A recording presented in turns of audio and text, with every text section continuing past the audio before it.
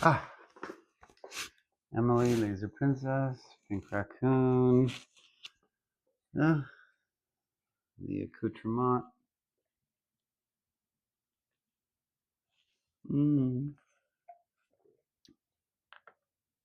Again, I ask, what is wrong with Merlot? Why do people think I'm snotty for liking Merlot? You wouldn't like me if I were drinking Cab. I get so maudlin with that stuff. Whatever. Season 2, season.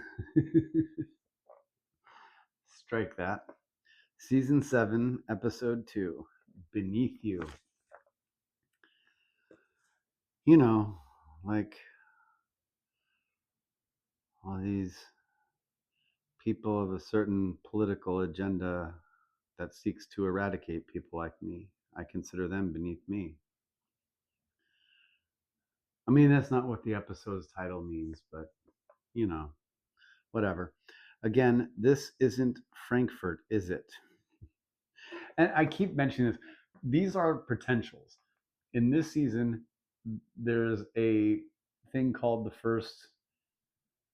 It's like the root kernel of evil, and all evil expresses from it eventually. Because like I was saying last season, they have to go bigger each season. For some reason, they cannot have a decrease in the threat level for reasons that are baffling. There was every reason, every possibility of making the trio the big bad for the entire season 6 and having a reduction in the threat level, to be able to raise it incrementally after that. Just have them go after Buffy in new ways instead of essentially the same way every time. But no, they went the easy way. They went the we don't really give a fuck way. And season 6 and 7 are the results. And the first is not a good big bad. Sorry, it just isn't. It's trite. It's just components of things. It's like you get people who talk about how great a Batman villain Bane was when he first came in, because his plan was so intelligent and so clever. And it's like his plan had been done by the Joker, the Penguin, a bunch of other Batman villains over the course of 70 years, repeatedly busting all the inmates out of Arkham and having them terrorize Gotham while Batman struggles to beat them all into submission and is finally worn down by the time the one who orchestrated it all comes into the picture. That's not a new or novel idea. Bane was not impressive. He's just a steroid guy. The best interpretations of Bane have been in the Harley Quinn animated show and in that Batman movie that Joel Schumacher made, where he was just a mindless, drug addicted lackey. Because that's what the character is. He was doomsday for Batman, and it was dumb. I'm sorry, I'm being judgmental. More of these serial killer monks. Too bad she was cute. Oh yeah, the Junior Slayerette thing. Forgot about that. Yeah, that was my snarky thought on that. It's a sad vampire what can't catch a rat. Rat catcher. Buffy with authority. That's the other aspect of these episodes, and I don't know how many notes I have for these season 7 ones, because the season 6 ones were often short. But yeah, a lot of snark. A lot happens, but none of it is consequential. Dawn goes hardcore. You sleep. Terrifying. Yeah, she is really one of the scariest characters in the history of the show. Why doesn't Spike tell her he got his soul back? That is one actually relevant piece of information that never kind of gets addressed. Why doesn't he just tell her? Why don't people be honest in these shows? Is that like the point that the whole thing is trying to make, is just people being honest with each other isn't interesting because it's not dramatic? I mean, is that it? Is that as simple as people are in terms of the entertainment they consume? Because it's sad. Do better, people, please.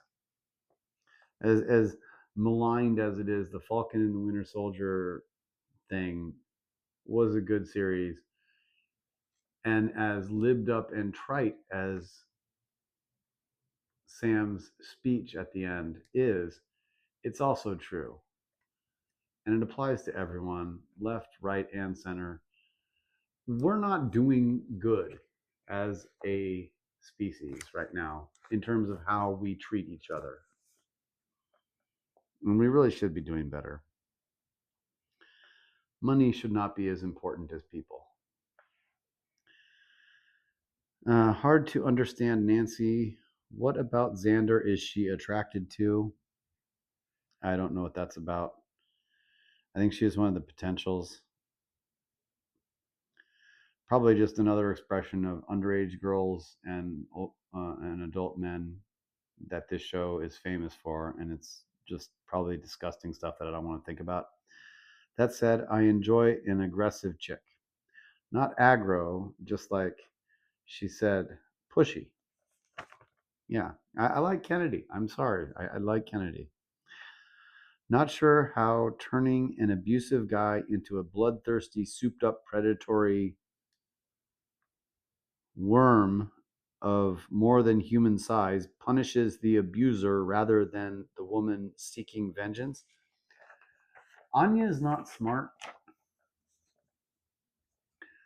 Anya is a terrible vengeance demon. There we go again. Another example of me saying something off the cuff and immediately coming to the next note and realizing as I say it that I said the same thing. Setting up shop in the bronze completely blatantly. Almost thought she was talking to Kendra for a second. Yeah, I don't know.